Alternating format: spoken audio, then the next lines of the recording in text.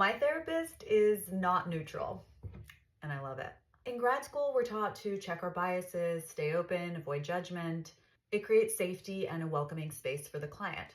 Makes sense. What I don't fully agree with is the idea that we're supposed to be blank slates. In what real relationship do you have where the other person doesn't have any of their own perspectives or values or lived experience? That doesn't exist. And honestly, I don't necessarily think it should exist in therapy either. Before I started my program, I had some anxiety about this topic because it only takes one quick Google search to find out a lot about someone. What they believe, where they stand, who they voted for. Anonymity is a thing of the past for a lot of us.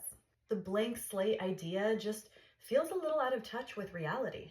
And personally, as a client, that's not really what I want anyway. One of the reasons I trusted my therapist early on is because she wasn't hiding behind neutrality.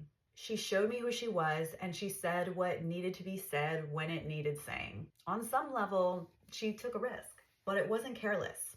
It was intentional, but it was not neutral. If she'd stayed quiet in the name of not influencing me, I don't think I would have trusted her in the same way. And that said, I understand the risk. Having a clear clinical opinion means you're not going to align with every single client. Trust is generally earned over time. You have to be thoughtful about when and how you speak. You have to respect the client's values, culture, and autonomy. But for me, that's different from pretending that you have no perspective at all. I think sometimes we confuse neutrality with being non-judgmental. You can be deeply non-judgmental and still have a point of view. You can create safety and still offer guidance. To me, that's the work. It's not disappearing, but showing up responsibly. Because a completely neutral blank slate therapist, I don't know, it's giving, I don't see color, all lives matter energy.